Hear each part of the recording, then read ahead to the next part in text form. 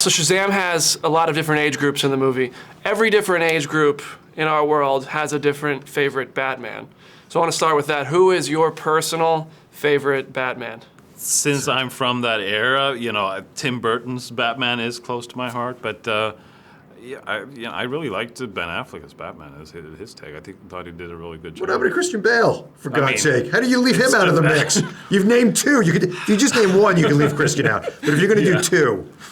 Yeah, I mean, he's in the best Batman movie, so yeah. I'm just gonna put this out there. Jack said George Clooney, and I was like, we need to talk, buddy. All right. We're gonna have a little conversation with him before Shazam 2. Yeah, but speaking of Batman and just heroes in general, in watching this movie, in the musical cues, I noticed there might have been some themes for moments where Billy is going through some moments that were reminiscent of things we've seen other heroes go through. And I thought I heard maybe some Superman sounds, some Spider-Man sounds even, or even some Batman sounds. Was that intentional? That's kind of a question for you as the director. We wanted the score to feel very much classic superhero, you know, very much John Williams-esque, you know. And I think Ben Wallfisch, our composer, had a lot of fun with that, you know, because he could just go all out. He did a great job. Yeah. As a fan of the comics, I caught some serious New 52 vibes in this movie. A lot of the Black Adam story is told through Savannah, which was really cool. So I'm curious, what was the decision to kind of adapt some of that and change some things around and also keep some of it very true to the comics? How do you make those decisions? Well, I mean, early on, before I came on board, they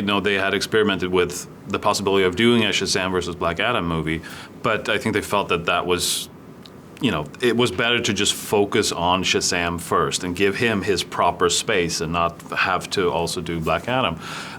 So it was a way of like just have Savannah take more space in that and actually let him have some powers to play around with, so he could be a formidable foe. I'm into it. This might be a question for you. I mean, any plan for Black Adam you can share yet? Because I can't wait to see Dwayne Johnson put on that suit one day. Listen, we don't know, but I've got to believe that there's going to be a standalone Black Adam movie before there's ever a movie with Shazam and Black Adam sharing the screen. That's a showdown I can't wait to see. But also, another question. I mean, you got a couple of hits on your hands now. I mean, we just tremendously successful with Aquaman, Shazam. I mean, people know we love it by now. Yeah. And it's these movies that are isolated now are showing huge success.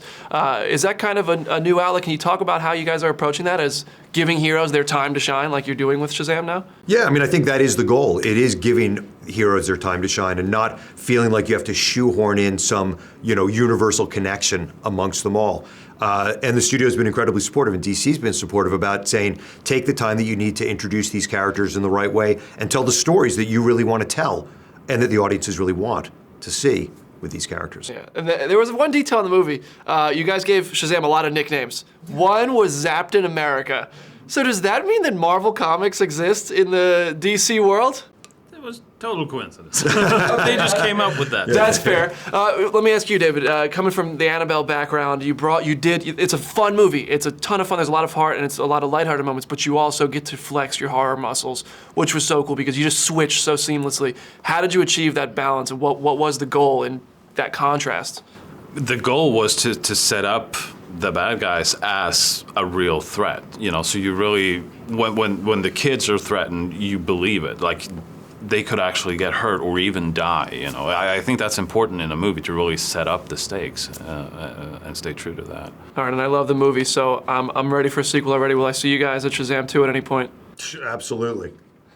David, you got to answer too. It's easy for me to say I'm on board. What about you? Let's do it. All right, there you heard it here.